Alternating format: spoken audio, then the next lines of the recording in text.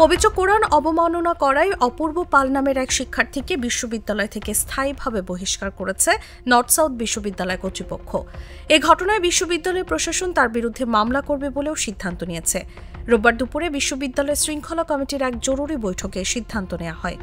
বিকেলে বিশ্ববিদ্যালয়ের জনসংযোগ দপ্তরের পরিচালক সৈয়দ মনসুর হাশিমের সই করা এক বিজ্ঞপ্তিতে এই তথ্য জানানো হয়। বিজ্ঞপ্তিতে বলা হয়, গতকাল শনিবার অপূর্ব পাল নামের একজন শিক্ষার্থীকে নর্থ সাউথ বিশ্ববিদ্যালয় ক্যাম্পাসে পবিত্র কোরআন অবমাননারত অবস্থায় প্রত্যক্ষদর্শীরা দেখতে পান। পরবর্তীতে বিশ্ববিদ্যালয়ের প্রক্টোরিয়াল বডি ও নিরাপত্তা বিভাগ পরিস্থিতি নিয়ন্ত্রণে আনে। এ সময় সাধারণ শিক্ষার্থীরা চরম ধৈর্যের পরিচয় দিয়ে সম্প্রীতি, সৌহার্দ্য ও সহাবস্থানের পরিবেশ প্রশংসনীয়ভাবে রক্ষা করেছেন।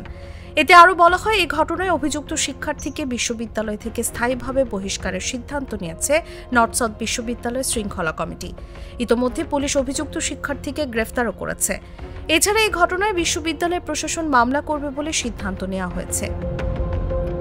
অপূর্ব নর্থ সাউথ বিশ্ববিদ্যালয়ের মিডিয়া, কমিউনিকেশন অ্যান্ড জার্নালিজম বিভাগের শিক্ষার্থী ছিলেন। এর আগে তিনি শৃঙ্খলা ভঙ্গ করায় বিভাগ থেকে সাময়িক বহিষ্কার ছিলেন। এবার তাকে স্থায়ীভাবে বহিষ্কার করা হলো।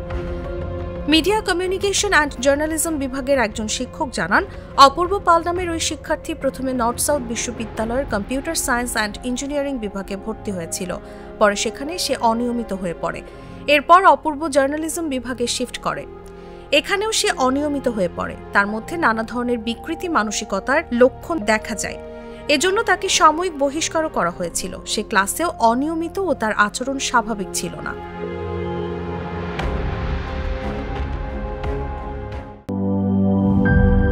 নায়াসিনামাইড ও স্যালিসাইলিক সমৃদ্ধ লিলি ফেস ওয়াশ, যা ফেসের ডেড স্কিন সেল দূর করে দেয় দ্বিগুণ ফাস্টার ব্রাইটেনিং।